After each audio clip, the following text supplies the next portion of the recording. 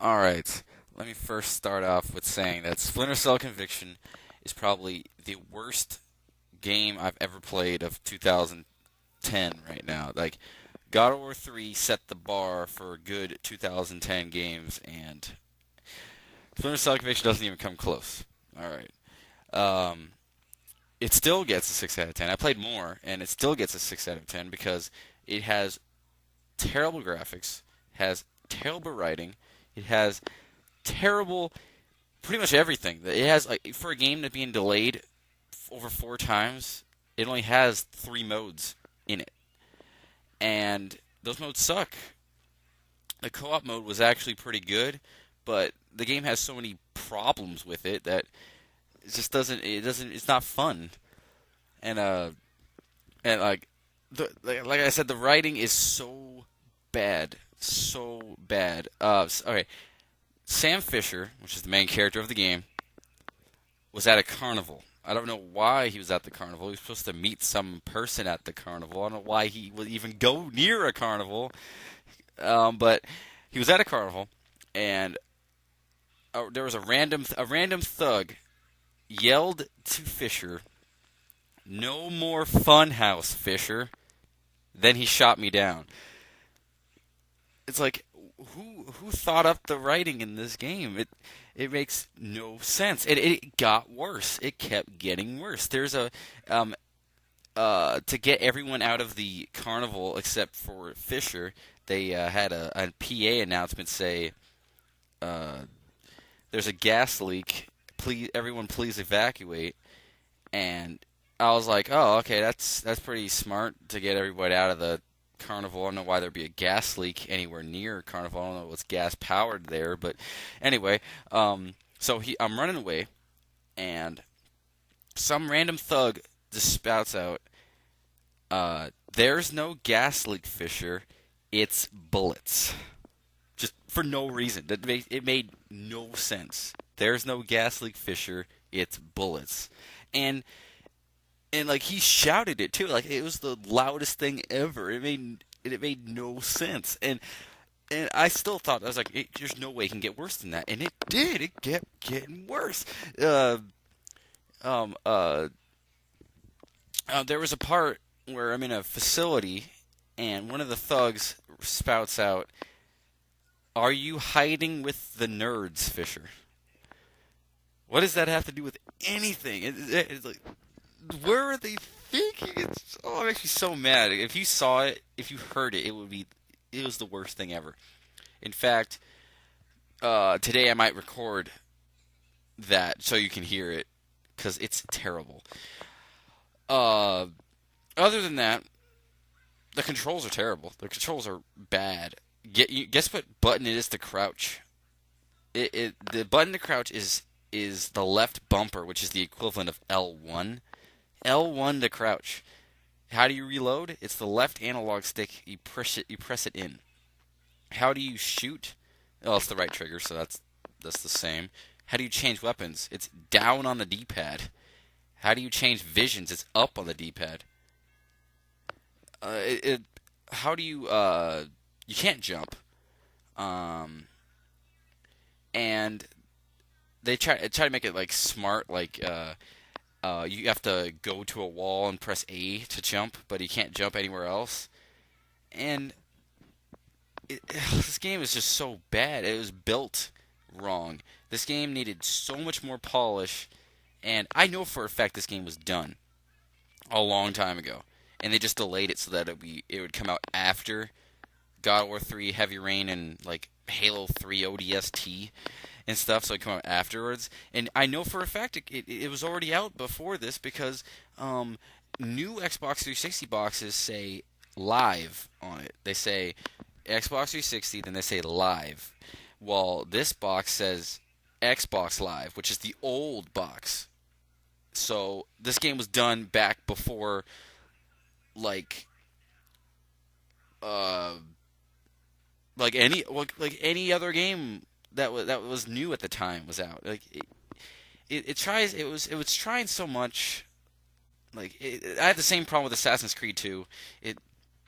They didn't care with the story. They just wanted to extend their franchise and hope that the fans will buy it. I'm so glad I didn't buy Splinter Cell Conviction because it is so bad. They try to, and it's a stealth game. It's a stealth game. It's supposed to be in the first Splinter Cell and some of the other crappy ones. You can get through a whole mission without even being detected once. In Splinter Cell Conviction, it's not possible. It's not possible. I snuck through a whole mansion without being seen just to come up with a part where it's like, I know you're in here, Fisher. The lights come on, and all these goons start attacking me. I'm like, why did you have me sneak through this whole mansion if you're just going to have a part where everyone knows I'm there? It makes no sense. And I hate it. This game sucks really bad. And, oh, I could go on for like 10 minutes with this crap. It's so bad. And my final words. This game sucks. It needed a lot more time to work on this. And he doesn't even look like Sam Fisher. I want you to look at the box for Splinter Cell Double Agent and look at the box for Splinter Cell Conviction. They're not the same person. He got younger. He's the only game character I've ever seen that got younger as the games go on instead of older. And all right, I'll tell you what the story is. I forgot to even tell you that. What is the story of Splinter Cell Conviction? Apparently, his daughter was killed, and he wants to get revenge on the guy who did it. And they said that in the last one, his daughter got killed, and I was like, oh, that's messed up. I bet you a hitman was hired to kill him. No, she got ran over by a car, and I was like, a specialized agent team ran over your daughter. Not shot her with a sniper rifle through a window or killed her secretly and stuff. No, they ran her over. How? Who? All these writers need to be fired. Every last one of them. And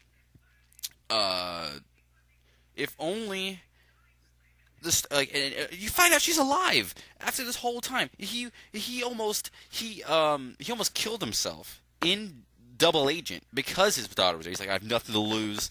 I'm gonna do this, and he freaking was on a boat with a nuclear weapon and was gonna blow it up. And you can choose to do it in the game or not to do it and to leave and stuff. I chose not to do it, but he would have done it. He would have did it. And to find out that his daughter's alive this whole time, it just makes no sense. It was so bad. It's badly written. It's badly portrayed. It's everything. I think this is going to be my game that I'm like this is going to be my definition of a game made wrong. In every sort of way. It has problems. If you heard, there's a glitch in the second level that makes it so you can't complete the game. The only way to beat the game to get past that part is to actually disconnect your system from the internet. And how does that make sense? How does a game flaw have to do with your internet connection? They did not make this game correctly. They built this game 3 years ago, said it wasn't done, and then released it 3 years later. This is a terrible, terrible, terrible, horrible, garbage game. And I guess that's about it. Other than that, there's nothing more I could say. This is just bad game.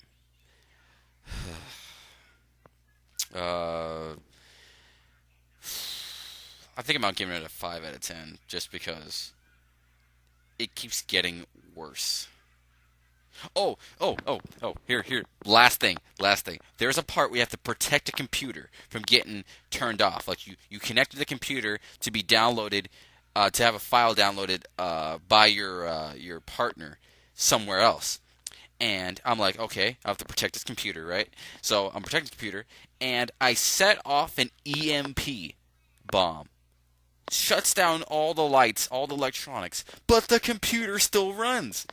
How does that make any sense? You have an EMP grenade for a reason that knocks out all electronics. I thought I failed it. I was like, oh crap, I shouldn't have done that. I failed the mission. But no, that thing obviously isn't electronic. It's like a gas powered computer or something because an EMP didn't take it out. I was so expecting him to say, mission failed, you didn't protect a computer. And nothing is consistent in this game. Graphics aren't consistent. Music isn't consistent. The music is like three notes, like boom, boom, boom, boom, boom, boom, over and over again. Nothing about this game is appealing to me in any way. I hate this game. That is it.